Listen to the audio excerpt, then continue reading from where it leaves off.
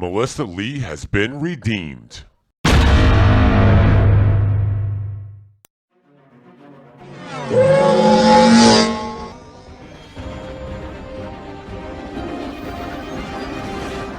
And you just said that on camera. This going viral. I just want to thank all my new subscribers. Thank you so much for helping me pass 100. If you haven't subscribed, hopefully I can earn it today. So, apes, two things I want to point out real quick. Melissa Lee just dropped a tweet. She was on Fast Money. She interviewed Jacob Frenkel, who was a former SEC enforcement officer. He now works at Dickinson and Wright. And she basically calls him on the BS with the naked shorts. And this Momo laughs when she actually says it. Watch the clip. Has turned a blind eye. On the other hand, we really have not seen that many cases over the years involving fraud on the short side. I like how you say you don't want to say the SEC is turning a blind eye, but basically implying that the SEC is turning a blind eye, because that's exactly what you're doing, Jay. I mean, if I'm watching this, I'm thinking, you know what? The SEC doesn't want to investigate the source of so many tips that it gets into other manipulative practices or deceptive practices, et cetera. But in fairness, it also is a matter of the information actually being brought to the attention of the SEC. In other words, while the SEC has powerful tools, if you think about it, what would satisfy the market most from an enforcement perspective? To see a naked short case brought quickly, so it has an impact. And right. I shared with you two examples where it took 4 years and 5 years to actually bring the case. The problem is the agency needs to see the conduct, be able to identify it, and then look at the broker-dealer, look at the broker-dealer's record, look at the fund's record, look at the trader's records, talk to individuals. These are very tedious cases to put together, and I think as we have a heightened sensitivity to this issue in the market, brought to the forefront by higher profile companies and higher profile meme trading activity, maybe we will more likely see more cases in this area. But up until now, we only have seen we've only seen short sale fraud cases favoring activity in the small cap market, because that tends to be a much lower hanging fruit.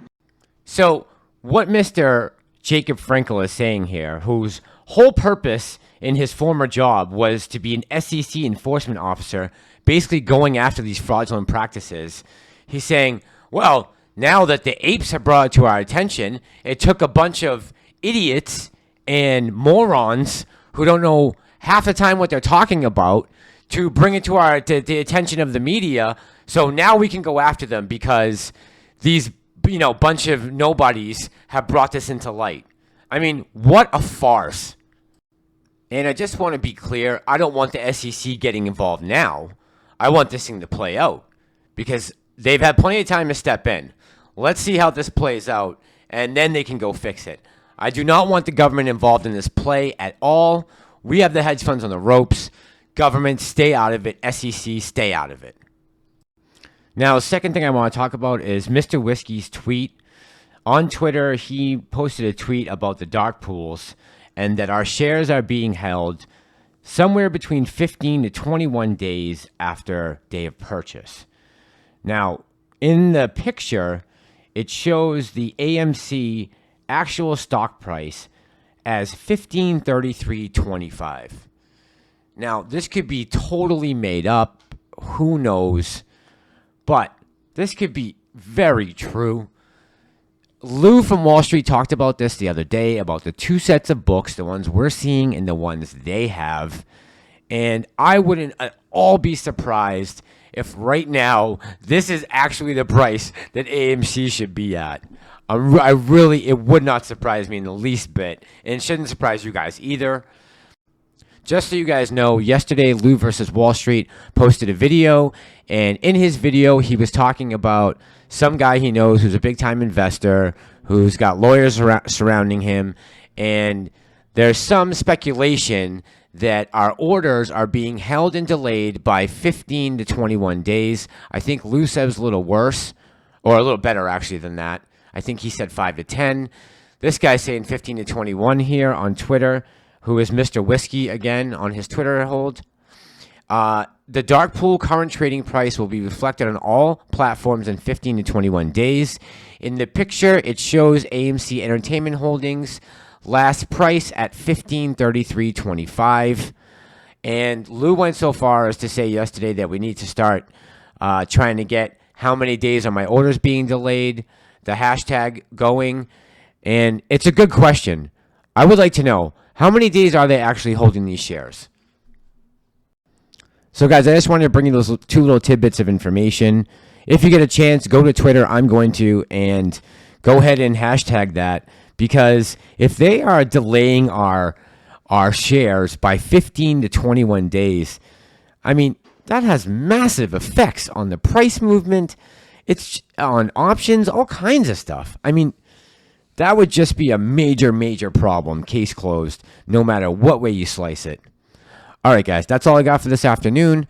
I ran home to post this up, so in case people aren't able to find it, that Darkpool picture, that 1533, take that with a grain of salt. I'm not saying that's actually true. That could be, like I said, it could be completely false. Who knows? I guess time will tell. We'll let this thing play out. I'll leave the rest of the video with Melissa Lee from her tweet at the end here. You can watch it if you'd like. Other than that, stay strong. This is Ape Nation. I'm the Massalorian, and I'm out. We're continuing to watch shares of GameStop after its report. It is at after our session lows down more than 13%. This name just one of a handful of stocks with a high short interest that have been the target of the Reddit trade. And at its peak in January, GameStop, remember, had a short interest of 140%. How does that happen, you ask? Well, Robinhood's CEO testified before Congress that, quote, the ability for the same share to be shorted an indefinite number of times is somewhat of a pathology that should be fixed. Shorting still front and center in the Reddit trade, many pointing to the recent swings in AMC being driven by so-called naked shorts, the illegal practice of short selling a stock without actually locating that stock to borrow. So is naked shorting happening in this market? Our next guest says, yes, it is. Let's bring in Jacob FRENKEL, former SEC enforcement lawyer. He is now a partner at Dickinson Wright. Jacob, great to have you with us. Good to be back with you. Simple as that. Naked shorting exists in this market, even though it's an illegal practice. Well, it's not entirely illegal, but yes, in the large cap market, it absolutely would be illegal if a party is unable to locate the shares, borrow the shares, deliver the shares. Yes, under those circumstances, it is illegal, and it's something that's been going on in the market for a long time. What really has happened here is companies like GameStop, AMC, all these meme stocks have brought naked short selling really to the forefront of the market's interest. This is something that's been going on for a very long time in the small cap market and is very much a problem. Is it, can you give us an idea of how big of a problem? You said it's existed for a long time. Is it rampant? Is it in small pockets of the market? Why isn't the SEC doing something about it if it is in fact illegal? The short answer is I think it's difficult to find, and it's also not a sexy type of case. I mean, the fact is the SEC has not brought many naked short cases. I mean, they did bring one about 3 weeks ago, so in 2021, involving more than 90 naked short sales from December 26th through July 2017. Broker-dealer made $1.6 million in commissions. It took 4 years for the SEC to bring that case. 2012, case against the Wolfson brothers, same thing. It took the SEC 5 years to bring a case, and what they charged were stock locate issues, order marking, failure to borrow, delivery violations. We're not seeing charges of fraud or manipulation. I think the reason for that is these cases are hard to find, they're tedious to put together, and it really is a challenge for the SEC to bring these cases. But now that it is in the discussion, hopefully we will see more naked short cases, and particularly seeing it charged as fraud or manipulative activity.